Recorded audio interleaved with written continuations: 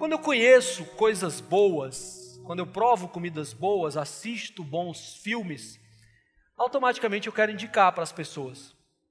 Quero indicar para amigos, as pessoas mais próximas, mais queridas. E eu acredito que com você aconteça a mesma coisa. Se você parar para pensar, essas coisas maravilhosas que acontecem na nossa vida, dificilmente ou raramente nós temos vontade de compartilhar com a nossa família. É claro que isso acontece, tá? Não há regra nesse conceito. Mas nós lembramos costumeiramente mais dos amigos do que as pessoas da nossa própria família. Quem tem sido abençoado aqui na videira ao caminhar com Jesus desde que você chegou aqui? Levanta a sua mão. Glória a Deus, isso é bom, gente. Você indicaria Jesus para alguém da sua família? Bom, o Júlio, no culto de 9 horas, ele mencionou que algumas pessoas pediram oração pelos esposos, aqui também, nesse culto, pelas esposas, pelos filhos. E eu quero falar sobre justamente família. Na verdade, quando eu penso que eu tenho coisas boas e eu não indico à minha família, eu chego ao título dessa mensagem, que é eu e minha casa. Como é que fica a minha casa? Como é que fica a minha casa quando eu quero indicar Jesus, quando eu quero que a salvação alcance a minha família, mas infelizmente eu não faço, ou eu não tenho feito costumeiramente aquilo que é para fazer. Um dia, eu me converti ao Evangelho de Jesus e eu coloquei como desafio da minha vida fazer com que a minha família fosse convertida também, caminhasse debaixo da graça.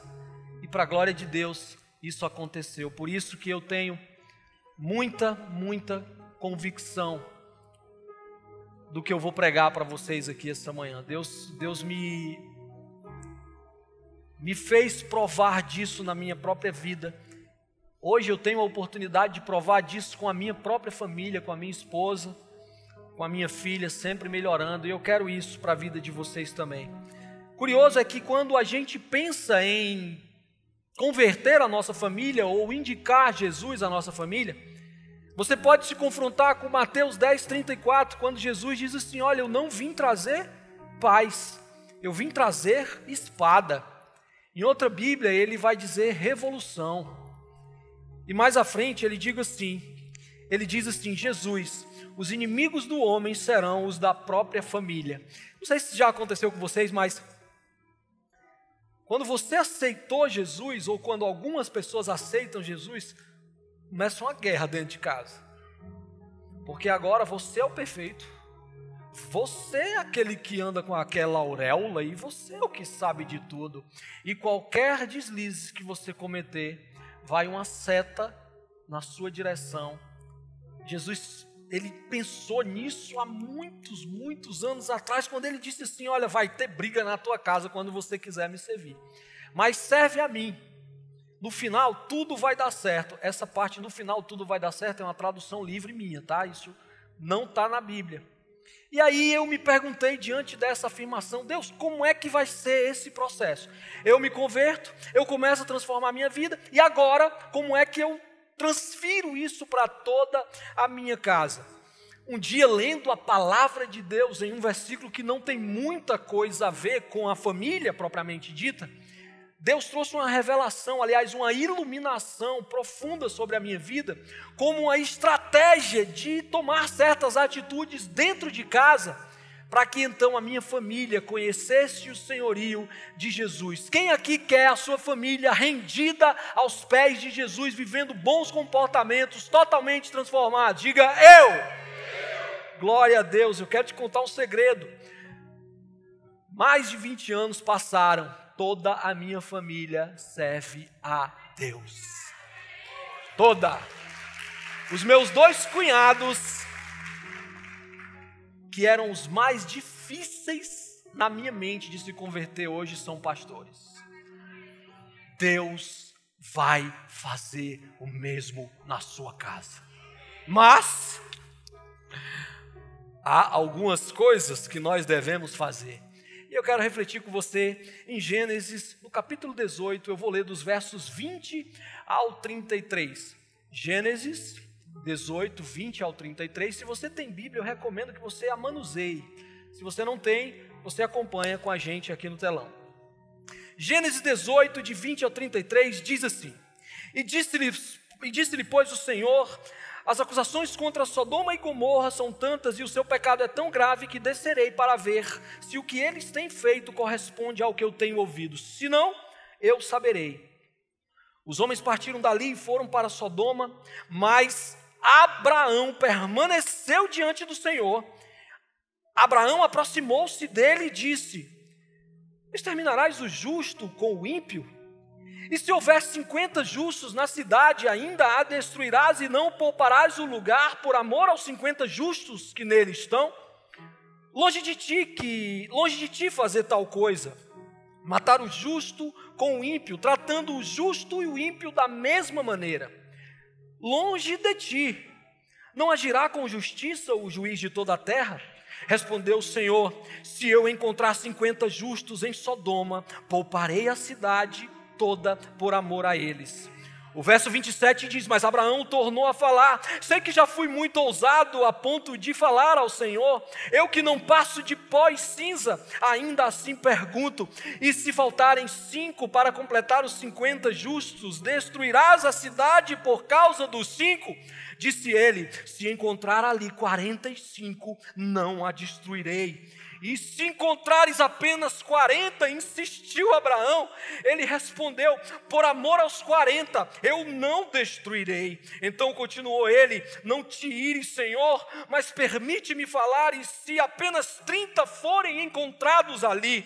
Ele respondeu: Se encontrar 30, não destruirei. Prosseguiu Abraão: Agora que já fui tão ousado falando ao Senhor, pergunto: E se apenas 20 forem encontrados ali? Ele respondeu: Por amor aos 20, não a destruirei. Então Abraão disse ainda: Não te ires, Senhor, mas permite-me falar só mais uma vez. E se apenas 10 forem encontrados? Eu imagino Deus olhando para Abraão, soltando aquele sorriso no canto da boca e dizendo assim: Meu filho, se tiverem 10 justos ali, eu não destruirei aquela cidade. O verso 33 diz que, tendo acabado de falar com Abraão, o Senhor partiu e Abraão voltou para casa. Meu irmão, eu tenho certeza que se Abraão tivesse sido um pouco mais persistente e tivesse dito assim: Senhor, e se tiver ali apenas um justo, o Senhor destruiria aquela cidade. E o Senhor, dono do céu e da terra, olharia para Abraão e diria assim: Abraão, se ali eu encontrar um justo, eu não destruo aquela cidade. Eu não sei se você conhece essa história, mas Abraão, ele estava preocupado com um familiar dele, chamado Ló, que estava na cidade de Sodoma, que iria ser destruída. Deus falou para mim, Rondinelli: Eu não destruirei a tua família. Deus fala para você: se houver um justo na sua casa, Deus não destruirá a sua família. O homem e a mulher mal querem destruir. O trabalho quer destruir. Muitas vezes as pessoas focam demais no trabalho e esquecem a família. A saúde quer destruir. Deus não vai permitir a destruição da sua casa. Pelo contrário, Ele vai prover a salvação que você tanto quer. Para isso nós precisamos dar alguns passos. E antes de discorrer sobre esses passos, eu quero que você curve a sua cabeça, feche os seus olhos e ore comigo. Espírito Santo, muito obrigado porque o Senhor está aqui. Espírito Santo, encontra espaços vazios, encontra brechas no nosso coração para preencher esses espaços. Vem encher as brechas dentro desse auditório. No coração mais fechado, gera uma atitude diferente, um comportamento diferente e o entendimento de que a bênção vem depois de algumas atitudes de nossa parte. Em nome de Jesus, obrigado, amém e amém. Gente, eu queria que você aplaudisse aqui o Rafael, que tocou pra gente aqui até esse momento. Obrigado, Rafa. Valeu. Vamos lá. Se você é assim como eu e deseja ser agente de transformação na sua casa, eu quero dizer as coisas que eu aprendo com essa história. A primeira coisa que eu aprendo é: seja perseverante. Você quer que a sua família viva uma transformação divina, uma transformação feita por Jesus? Seja perseverante. Verso 22 diz assim: mas Abraão permaneceu diante do Senhor. E não bastasse ele permanecer, ele ainda se aproxima do Senhor. Eu busquei no dicionário da língua portuguesa o significado da palavra perseverante. E uma frase simples diz assim: que persiste. Agora, por favor, em nome de Jesus, entenda uma coisa. Persistência é diferente de insistência. Tem gente que está perdendo seus filhos para as coisas que o destruirão. Tem gente que está perdendo os seus maridos, suas esposas, os seus pais, para coisas que os destruirão. E aí você e eu, dentro dessa aflição, a gente acaba insistindo, ligando, mandando mensagens, mandando recado, mandando fotos do filho, dizendo que ele está com saudade de você. Não faz isso, porque insistência cansa. Insistência cansa. Persiste. E quando eu falo persistir, não é para você estar incomodando, é para você persistir como Abraão persistiu. O texto é claro quando eu e você percebemos que ele está incomodado pelo fato de estar perguntando ao Senhor constantemente aquilo que ele devia ter perguntado assim: Deus, vamos fazer o seguinte, tem um parente meu lá, o nome dele é Ló, ou ele está lá, Deus, eu sou justo, o Senhor vai destruir aquele negócio? Tinha terminado, eu tinha economizado 3 minutos da pregação, mas ele fez isso, preocupado totalmente com a família dele. E eu e você, às vezes, estamos persistindo em alguma coisa, mas a gente acaba desistindo de tanto levar não. Não é assim? Ou de tanto não ouvir resposta, a gente enfraquece, esmurece e deixa de continuar pedindo. Abraão persistiu. E eu digo a você, eu sugiro, nós como igreja sugerimos que você persista em oração. Olha que coisa fantástica, oração. A descoberta da pólvora. Em 1 Tessalonicenses 5,17 tem uma frase simples que diz assim: orem continuamente. Orações são atendidas. Alguém aqui duvida disso? Orações são atendidas. Gente, todas as decisões erradas que eu tomei na minha vida foram culpa das orações que eu não fiz. E eu tenho certeza que eu e você também precisamos aprender a persistir com Abraão, em nos aproximarmos de Deus, em estarmos na presença dEle, orando e pedindo com que Ele tome uma atitude, não importa o tempo que isso dure. Eu vi esposas saírem de casa e o marido, durante 8 anos, orar pelo retorno dela e ela voltou. 8 anos! Eu vi maridos saírem de casa e com 3 anos eles voltaram porque ficaram debaixo do joelho da esposa. Eu vi filhos irem embora e voltarem depois de uma longa jornada de oração. E você pode dizer: Rondinelli, 8 anos é muito tempo, eu não sei se eu aguento. Em nome de Jesus você aguenta, sabe por quê? Porque você um dia aprendeu que paciência é saber esperar. Mas eu quero te dizer que paciência não é saber esperar. Paciência é saber o que fazer enquanto você espera. Essas pessoas, enquanto oravam, enquanto esperavam, elas estavam cuidando de suas vidas espirituais, de suas vidas profissionais, de suas saúdes. Elas não estavam se importando em colocar suas fotos no Facebook, aparentando uma felicidade para ferir a outra pessoa, sendo que elas mesmas estavam feridas. Portanto, apresentaram as suas feridas diante de Deus, com perseverança em oração. Para, mulher, de querer sair por aí com um, com o outro, espera e sabe o que fazer enquanto espera. Ei, cara, para de querer ser o bonitão, você é um tremendo de um bobão. Se você quer, se você crê, bota o teu joelho no chão e persevera. Porque Deus não perde o controle. Eu perco, você perde, Deus não perde. Ele tem o controle do tempo. E quando eu entendi que eu precisava perseverar em oração, eu fui buscar o exemplo em ninguém mais, ninguém menos do que Jesus Cristo. Em Lucas 5,16, ele se retirou para orar. Em Lucas 6,12, ele subiu no monte a fim de orar. Subiu ao monte a fim de orar. Em Lucas 9,18, ele estava orando sozinho. Em Lucas 9,28, ele estava orando. Adivinha o que ele estava fazendo em Lucas 11,1? Orando. E adivinha o que foi que aconteceu depois disso? De tantos discípulos vê-lo orar, pediram para ele ensinar a orar. E aí entra a oração do Pai Nosso. Você imagine aquela pessoa atribulada que mora dentro da sua casa com você, chegando para você e dizendo assim: Carol, me ensina a orar. Uau! Isso é progresso, isso é Jesus na tua vida, isso é você entendendo que o exemplo arrasta. Poxa, tão simples.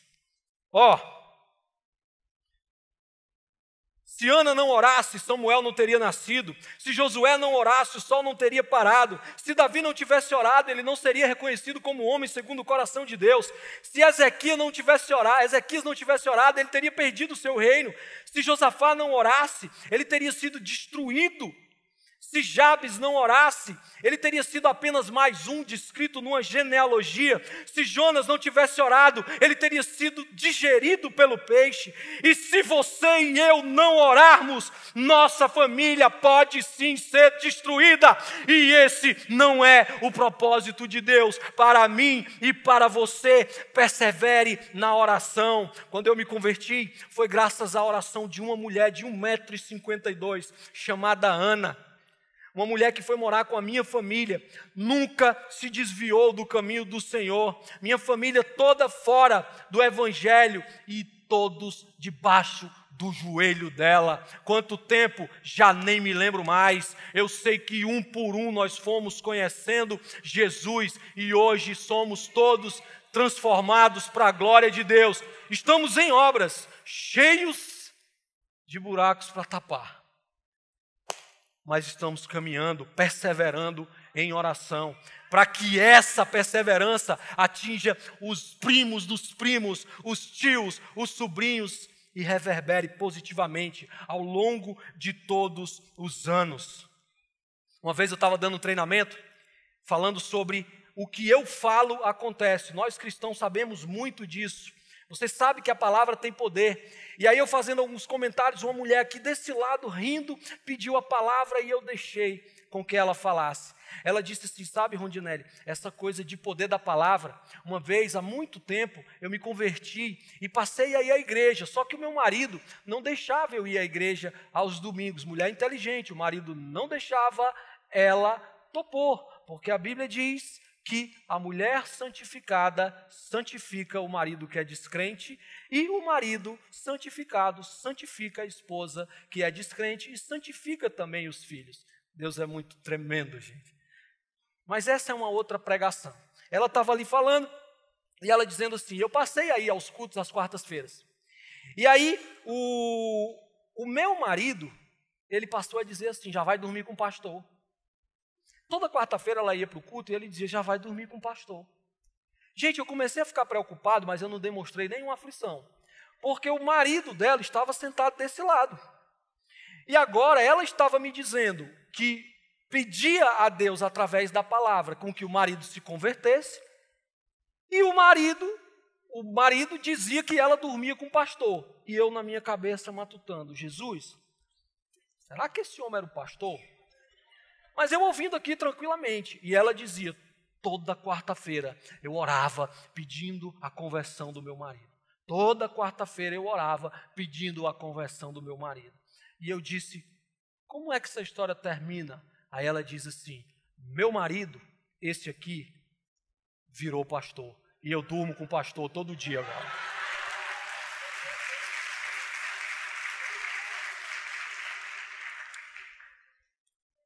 A oração dos justos pode muito em seus efeitos.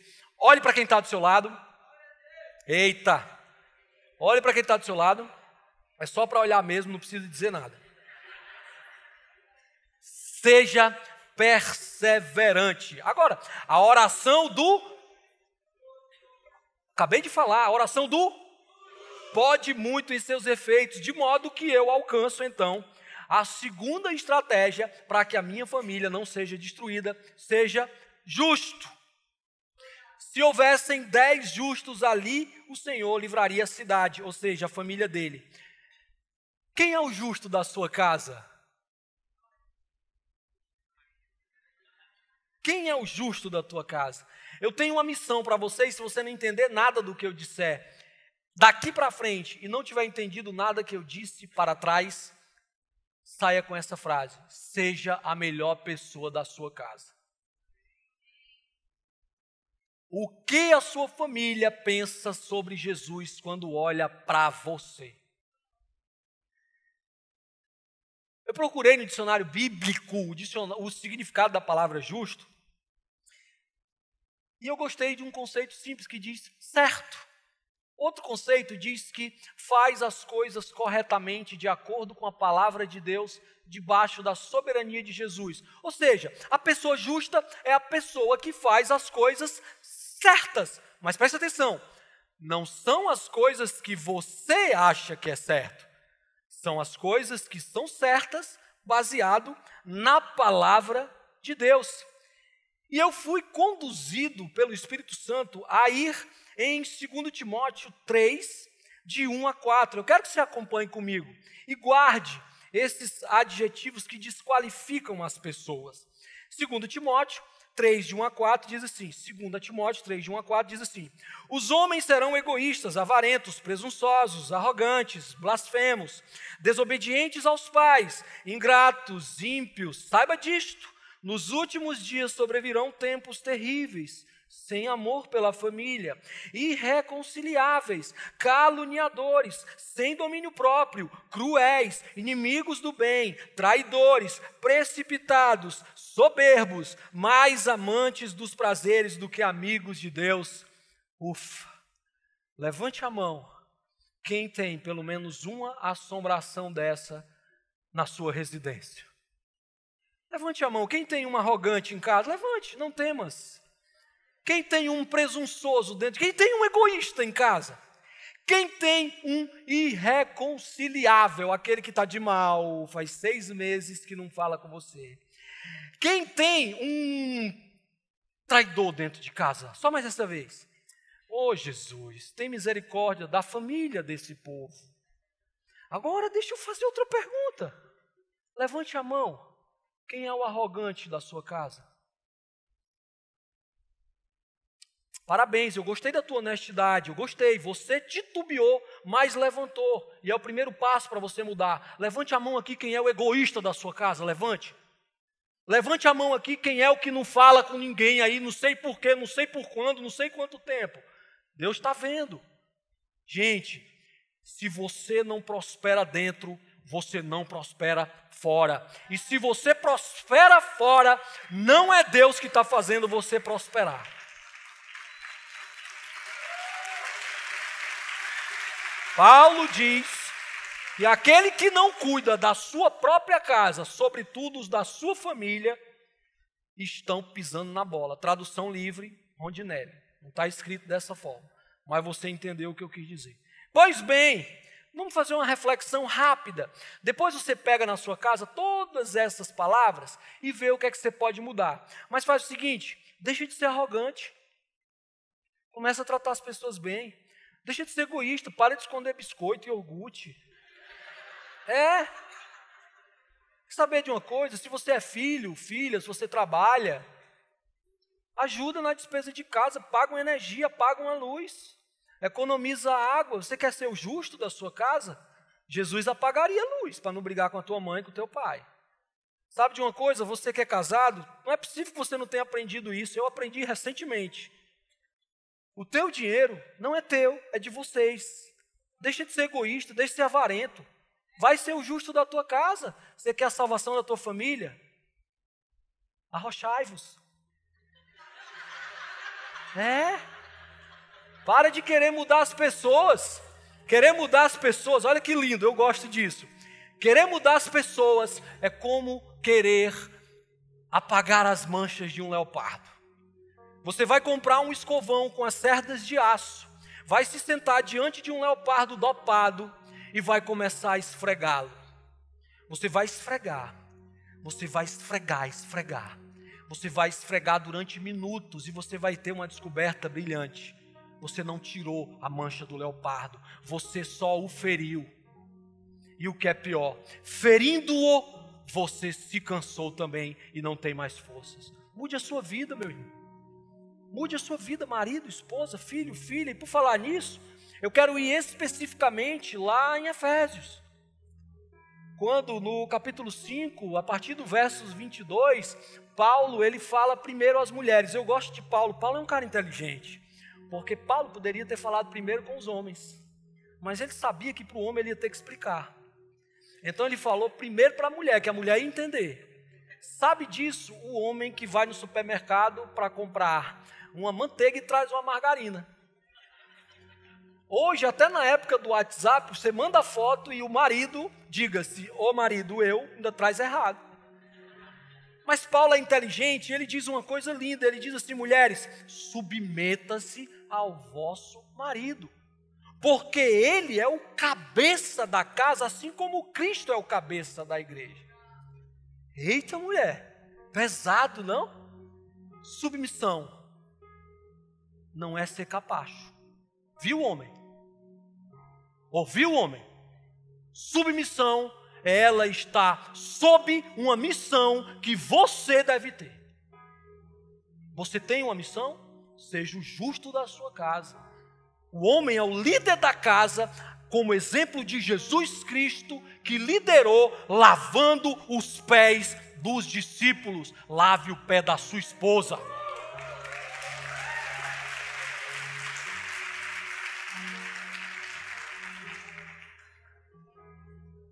Marido, quer ser justo, lidere de maneira servil.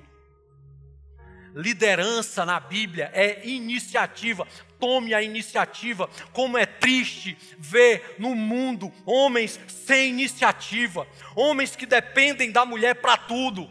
Até mesmo para prover dentro de casa, quando é o papel dele prover. Obviamente eu vou excluir disso coisas que são acordadas. Eu conheço esposos que cuidaram dos filhos enquanto a mulher trabalhava em benefício comum.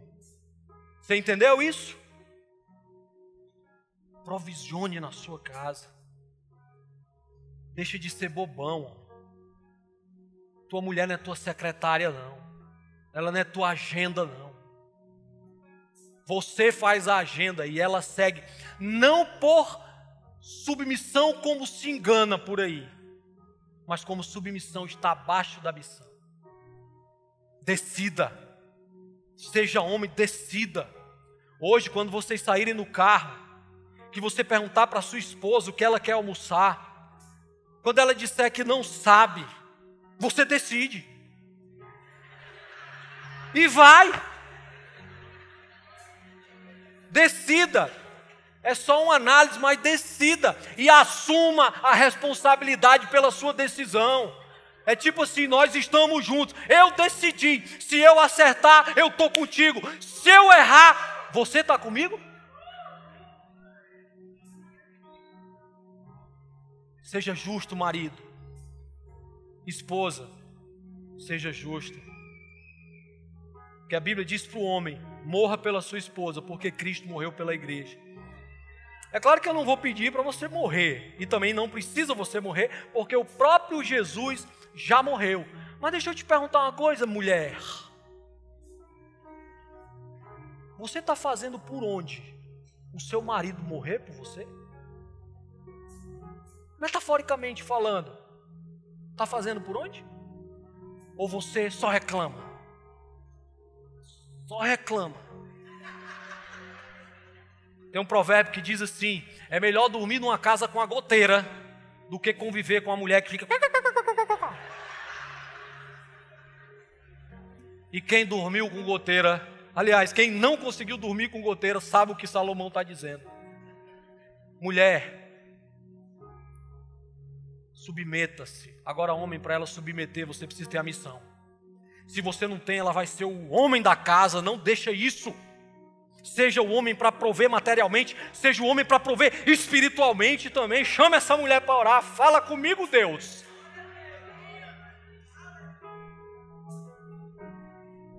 Apoie, mulher. Se ele se sentir apoiado, ele vai sentir que vocês estão juntos e vocês vão juntos.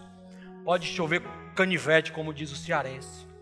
Faça com que o homem se sinta o seu herói. Faça ele acreditar que ele presta. Verdade, verdade. Gente, eu estou dizendo isso, 86% das pessoas que eu atendo são mulheres. Um bom percentual desse é de mulheres com problemas no relacionamento. Eu tenho medo de ser um homem ruim, de tanto que eu escuto falar sobre homens.